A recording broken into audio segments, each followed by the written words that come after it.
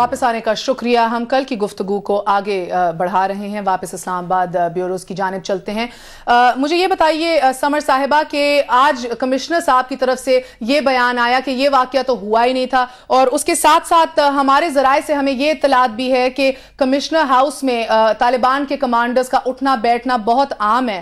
تو میں آپ سے یہ پوچھنا چاہتی ہوں کہ یہ کس بات کی طرف اشارہ کرتا ہے, اور اب آ کے ہم لوگ حاجی مسلم صاحب کی بات مانے یا کمشنر صاحب کی؟ عوام کیا بات مانے؟ مہر I'm sure سب کو پتہ ہے کہ کمشنر صاحب وہ ہیں جو کہ مولانا فضل اللہ کے ساتھ ان کے پیچھے نماز پڑھا کرتے تھے سوات میں ان کی مسجد میں, اور ان کو میں بالکل قصوروار نہیں ٹھہراتی. میں ان کی بھی مجبوری سمجھ سکتی ہوں اگر وہ سچ سامنے لانے سے کترا رہے ہیں. میں ANP کی حکومت کی بھی مجبوری سمجھ سکتی ہوں کہ اگر وہ ڈر رہے ہیں یہ کہتے ہوئے, یہ مانتے ہوئے. سمر صاحبہ ہم ان کی مجبوریاں کیسے اور کیوں سمجھ سکتے ہیں؟ دیکھیں مہر, ان نے تو ہمارا ووٹ آف کانفیڈنس دیا ہے, عوام نے ان کو یہ پلیٹ فارم دیا ہے کیونکہ اس بھروسے کے ساتھ کہ یہ امن قائم کریں گے, and they have reason up to this challenge, اور ان کا دعویٰ تو ہے کہ امن قائم ہو چکا ہے. تو پھر آپ کس طرح سیکریفائز؟ دیکھیں مہر, ایک ایویڈنس, ایک سچائی اگر آپ کے سامنے ہے اور آپ پھر بھی اس کو ڈینائی کر رہے ہیں,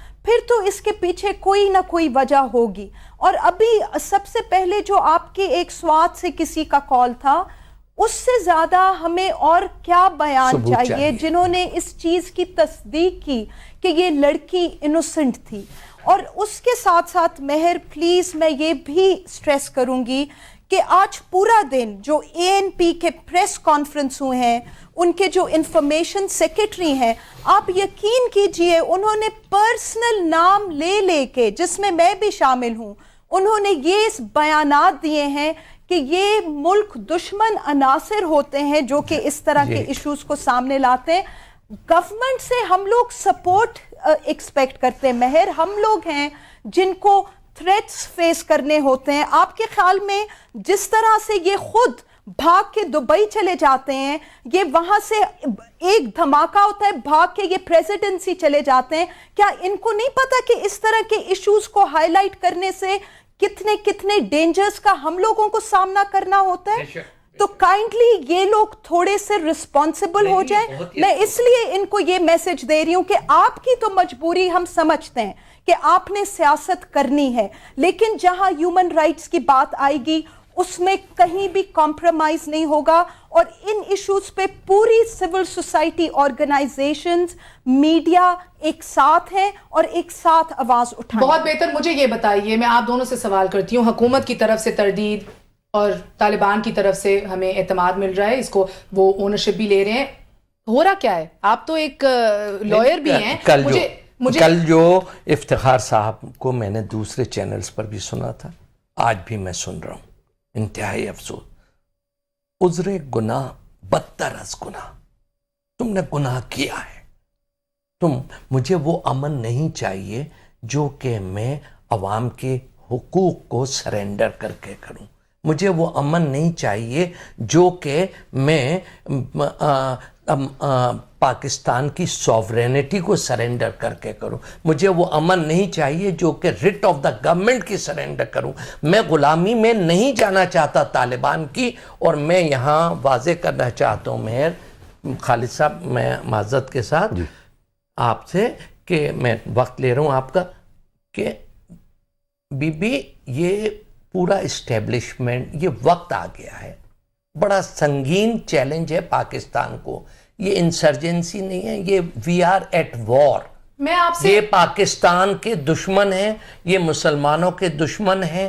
طالبان, بیت اللہ, کوئی بھی ہو, صوفی ہو یا وہ, مجھے آپ ان کو میں سمپل ایک بات بتانا چاہتا ہوں کہ آج تک پاکستان کا اسٹیبلشمنٹ ان انتہا پسند دہشت گردوں کی سپورٹ اس لیے کرتا رہا ہے کہ یہ کہتے تھے کہ they are our front line of defence. میں ان سے 10 بستہ اپیل کر رہا ہوں اسٹیبلشمنٹ سے کہ برائے مہربانی اپنی پالیسی پر, اپنی ترجیحات پر, اپنی ڈیفینس اسٹریٹجی پر نظر ثانی کریں خدا را. کیوں کہ اگر آپ نے پاکستان کے دشمن نمبر 1 کو اپنی فرنٹ لائن ڈیفینس تصور کیا تو پھر پاکستان کا اللہ ہی حافظ ہے. یہ احمقانہ غیر منطقی بات ہے. اگر یہ کبھی نہ فرنٹ لائن آف ڈیفنس نہ بنے ہیں نہ بن سکتے ہیں, اور اس بہانے سے میں پورے مملکت کو ان کے ہاتھوں میں کر کے طالبانائز کر دوں پاکستان کو, یہ کہاں کی عقل و دانش مندی ہے. Absolutely right. ایک سمپل سا سوال ہے, آج افتخار حسین صاحب نے این پی کی جو انفارمیشن منسٹر انہوں نے کہا کہ یہ ڈیٹڈ فوٹیج ہے, it's not that recent, and the fact کہ اگین میڈیا پروپیگنڈا ہے. میں بس یہ پوچھنا چاہتی ہوں کہ حاجی مسلم خان صاحب نے تو اونرشپ لی ہے اور وہ کہہ رہے ہیں کہ بالکل درست سزا ہے, تو ہمارے پاس آج ایسا کون سی ہمارے پاس گارنٹی ہے کہ یہ پھر سے نہیں ہوگا اگر عورت گھر سے باہر نکلی, یا اگر عورت نہ شادی کرے کسی طالبان کمانڈر سے, یا اگر عورت کوئی بھی قسم کی اگر کوئی غلطی کرے, وی ہیو نو گارنٹی. اس کے اوپر کیوں نہیں کوئی ابھی تک اٹینشن دے رہا ہے, اس کے اوپر کیوں نہیں کوئی بحث کر رہا؟ یہ معاہدہ کا حصہ بھی تھی. دیکھیں, میں آپ سے گزارش کروں کہ یہ واقعہ ہو گیا, اس میں ظاہر ہے کہ اسٹیبلش کرنے کے معاملے میں اختلاف ہے کہ یہ کب ہوا اور اس کی اونرشپ کون لے رہا ہے کون نہیں لے رہا, but let's take it as a blessing in disguise کہ آج کے بعد ہماری حکومت اس بات کو واضح کرے کہ اس واقعے کی طرح کا کوئی واقعہ ٹالریٹ نہیں کیا جائے گا. We all as a nation condemn it, اور جس نے کیا ہے اس کو سزا ملے گی. میں سمجھتا ہوں کہ اگر اس واقعے کے نتیجے میں یہ ایک کنکلوژن ہم ایز اے نیشن ڈرا کریں تو ہم نے بہت کچھ حاصل کر لیا. لیکن اگر اسی طرح کی کنفیوژن رہی جیسے کہ اس سے پہلے ہے کہ یہ معلوم ہی نہیں ہو رہا کہ سوات میں ریٹ کس کی ہے, کون ہے کہ جو حکومت چلا رہا ہے, کس کا قانون نافذ کیا جا رہا ہے, اگر کوئی جرم ہوگا تو کس کو رپورٹ کیا جائے گا, تو پھر انفارچونیٹلی یہ کنفیوژن بڑھے گی اور وہاں سے یہاں پھیلے گی.